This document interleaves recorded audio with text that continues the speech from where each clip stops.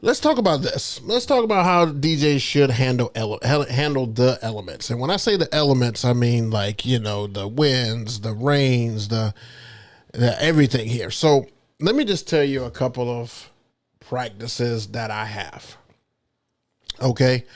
I check weather and stuff all the time when I've checked every single day this week to see what Saturday's weather is going to be like so I can properly plan for it. If you're not a DJ who does that, you got to become a meteorologist. You literally have to become one, because you will get surprised, to say the least. You will think it'll be one way. You think it's just any other day, but you will be surprised if you do not put on your meteorologist hat.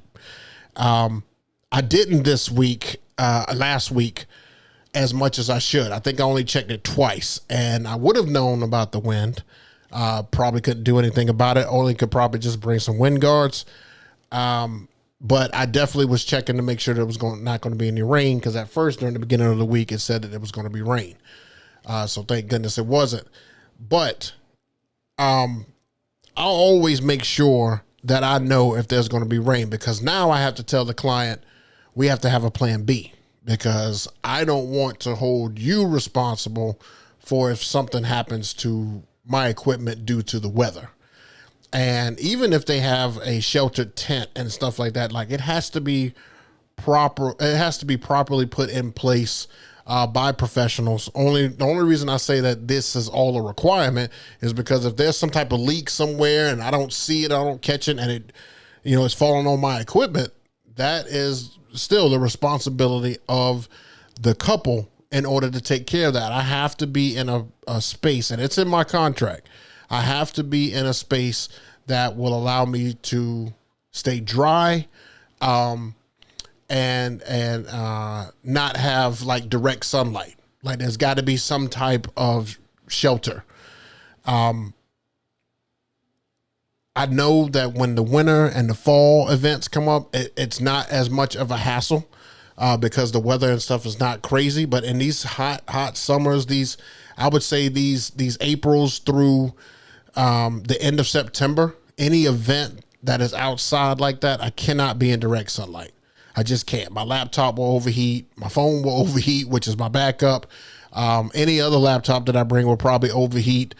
I have yet to have my equipment do anything crazy because of the heat, but I don't like when direct heat hits my equipment. I just don't. I feel like it's going to damage it in some way. It's going to loosen something where it was tightened before. I don't know. I'm not sure. But I just always want to prepare myself for the worst, especially if I'm bringing out something that's crazy expensive. Like, this image that I've got right here, a lot of us have furniture, and if you, I've always said I will not bring my tea stand out, to an event that is outside due to this very reason. First of all, it gets filthy. It's going to get dirty. It's not made to be outside. I have a setup that can go outside that will be decent outside, but my setups, especially some of my better ones, are not made to be outside. I mean, my 5-panel facade, it would not have made it in that wind that was outside if I did have to be outside. Like, it would not have made it. And that's a big factor because, of course, that's covering up all my equipment. But if the wind keeps blowing it down and knocking it down, it just loses its luster. It makes you look cheap, because, everything, you've got stuff falling down, even though it's technically not your fault. And I have to do stuff like take cords or take Velcro and like stick it to the side of my speaker so that it holds on to it. But if the wind's strong enough, it's going to take it anyway.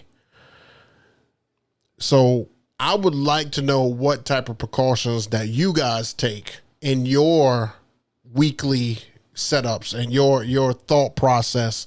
What precautions do you guys take against the elements? Do you have a precaution set up for too hot? If it's like 100 degrees and stuff outside, do you have something set up in your contract to let the client know, hey, I only can perform in these types of situations in this manner when the weather is not crazy. Do you have a range stipulation that you have to have a plan B? I know I do. And I also talk to the coordinators to ask, what is plan B?